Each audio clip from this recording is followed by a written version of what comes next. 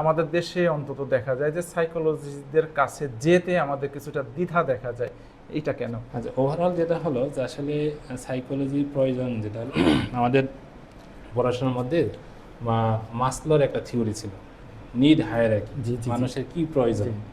তো প্রথম প্রয়োজন হলো ফিজিক্যাল নিড, হ্যাঁ, খাদ্য খাবার এগুলোই বেশি দরকার, পোশাক আশাক বাসস্থান এগুলো বেশি দরকার। যখন এগুলো প্রয়োজন বেশি পুরা হয়ে যায়, তখন তার দরকার অ্যাফেকশন, ভালোবাসা, আবেগ, অনুভূতি এগুলো যখন দরকার। তো আসলে আমাদের ওভারঅল সিচুয়েশন বুঝবেন যে আসলে আমরা ওইভাবে নগরায়ন বা সিটি হিসাবে, সিভিলাইজেশন হিসাবে আমরা কিন্তু ওই স্তরে এখনও আসি না। আমাদের প্রাইমারি নিড প্রয়োজন করতেই দিন যাচ্ছে।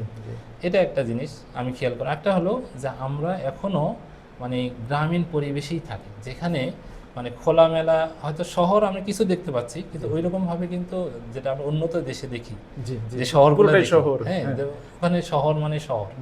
তো এখনো আমরা গ্রামীণ পরিবেশের মতো জায়গায় থাকি, যেখানে চলাফেরা, কথাবার্তা বলতে মানুষের মেলামেশায় এখন ঘাটতি হয় না, বন্ধু খুঁজতে হয় না।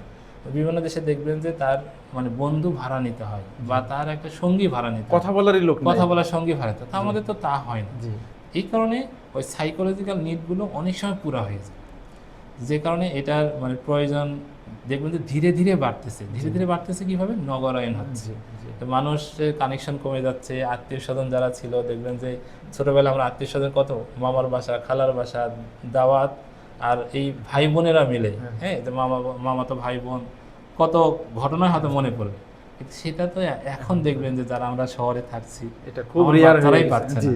হ্যাঁ, শুধুমাত্র দেখবেন যে ঈদের মধ্যে বাড়ি যাচ্ছে, ঈদের মধ্যে দেখা হচ্ছে, 2 ঈদে 2 বার।